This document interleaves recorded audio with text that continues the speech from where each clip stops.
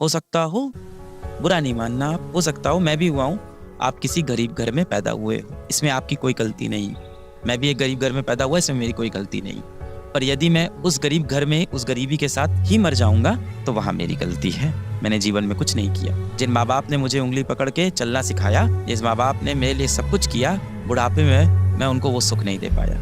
आप नहीं चाहते बेटा कि जिस दिन आप 25 साल के 26 साल के हो, उस टाइम आपकी माताश्री अच्छे कपड़े पहने, उस दिन आपकी माताश्री एक अच्छी गाड़ी से चले, अच्छे सुख सुविधा उनको मिले, घर में आप एक इन्वर्टर लगवा पाओ कम से कम अपने, कि लाइट जाए तो पंखा चल पाए, माताश्री आपकी गर्मी में ना बैठे। आप अपने पिताजी के लिए एक बेल्ट खरीद पाओ, क्योंकि वो बिना बेल्ट के कई बार आपने देखा होगा पैंट ऐसे ही पहन लेते हैं, एक बेल्ट तक नहीं खरीदते अपने लिए। मैंने ऐसे बापों को देखा है जो रस्सी बांध लेते हैं पैंट में, बेल्ट की जगह, कि कोई बात नहीं, और उसके ऊपर शर्ट से ऐसे ढक लेते हैं किसी को दिखाई ना पड़े।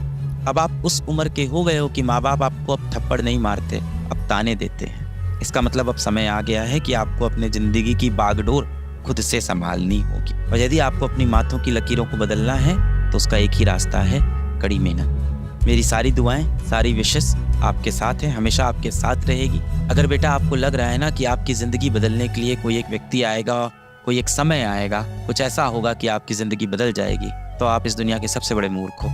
जिस इंसान को भी लगता है ना कि उसकी ज़िंदगी कोई और बदलने वाला है, उस इंसान ने कभी आईना नहीं देखा है। आपकी ज़िंदगी सिर्फ एक व्यक्ति बदल सकता है, आप खुद। शीशे के सामने खड़े होना इस सेशन के बाद जाके, खुद से सवाल करना कि आपके जीवन का कंट्रोल किसके पास है। खुद से सवाल करना कि 24 साल की उम्र में आप अपने घर वालों को सुख सुविधा देना चाहते हो, या 24 साल की उम्र में आप फिर से इन्हीं कंपटीशन में फंसे रहना चाहते हो। ये सेशन खत्म होने के बाद आज आप फिर से अपना टाइम t=0 लगाएंगे, अपनी ज़िंदगी को फिर से शुरू करेंगे। आपके अतीत में जो गलतियाँ हुई उनको अब आगे नहीं दोहराएंगे, और अतीत के बोझ को लेके हम आगे नहीं बढ़ेंगे, क्योंकि वो हमें हमारा भविष्य सुधारने में मदद नहीं करने वाला। आज अपने भगवान से आप एक बार बात करेंगे, हाथ जोड़ेंगे, जिस भी तरह से आप प्रेयर करते हैं वो प्रेयर करेंगे, अपने माता पिता के पास जाएंगे, क्योंकि वो हमेशा चाहते हैं कि आप सफल हो। पर अब यही एक बात है, जितने बच्चे आपने देखा है कॉम्पिटिटिव एग्जाम निकालते हैं, उन सभी के माता पिता ये चाहते हैं कि उनका बच्चा जरूर से सफल हो। पर जितने बच्चे कॉम्पिटिटिव एग्जाम नहीं निकालते, उनके माता पिता भी यही चाहते हैं कि वो बच्चा सफल हो। कहने का मतलब आपकी सफलता में सबसे बड़ा योगदान आपका होगा। सब कहने की बातें हैं कि माता पिता का सहयोग बहुत ज़रूरी है, दोस्तों का सहयोग बहुत ज़रूरी है, हालातों का सहयोग बहुत ज़रूरी है। अगर अपनी ज़िंदगी कोई बदल सकता है तो वो आईने में जो इंसान दिख रहा है वही है। जो इंसान जीवन में सफल है उसके माता पिता भी चाहते थे कि वो सफल हो, और जो असफल हुआ उसके माता पिता भी यही चाहते थे कि वो सफल। तो सभी के माता पिता चाहते हैं हम सफल हो, पर जीवन में सफल वही व्यक्ति होगा जो खुद से मेहनत करे। ये सब कहने की बातें हैं कि माता पिता का आशीर्वाद था तो मैं सफल हुआ, दोस्तों का साथ था तो मैं सफल हुआ, अच्छे शिक्षक मिल गए तो मैं सफल हुआ। इन सब का कहीं ना कहीं महत्व है जीवन में, पर सबसे ज़्यादा महत्व है कि आपने अपने जीवन में कितना तप किया, कितना परिश्रम किया।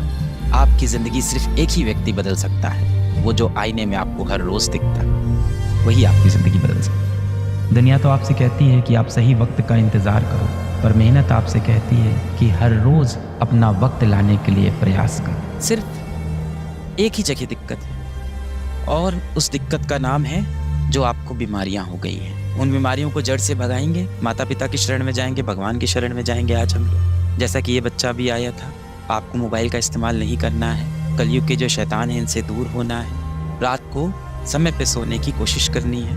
यदि आप देर रात तक पढ़ाई करते हैं तो वो सही है, क्योंकि इस जिंदगी में सबसे ऊपर कर्म है। अगर कर्म कर रहे हो अपना तब तो कोई दिक्कत नहीं, पर कोई ऐसी वैसी आप चीज़ें कर रहे हो जिससे आपका समय खराब हो रहा है तो वो नहीं करना है। अक्सर आँख बंद करते हैं, नींद नहीं आती है, मन बहुत चंचल होता है।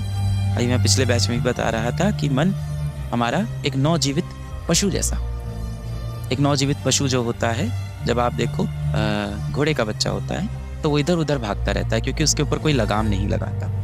इसी तरह से जो आपकी इंद्रियां हैं, आपका जो मन है, उसके ऊपर कोई लगाम नहीं लगाता, वो इधर उधर कहीं भी भागता रहता। आँख बंद करो, बहुत सारे ख्याल आते रहते हैं। अब आपके पास जीवन में बहुत सारे पैसे नहीं है, कहीं ना कहीं हो सकता हो आपके पिताजी भी इतने सारे पैसे जिंदगी में नहीं कमा पाए, और ये सच है। पर हाँ, आपकी परवरिश में उन्होंने जो कर सकते थे उन्होंने बेस्ट किया।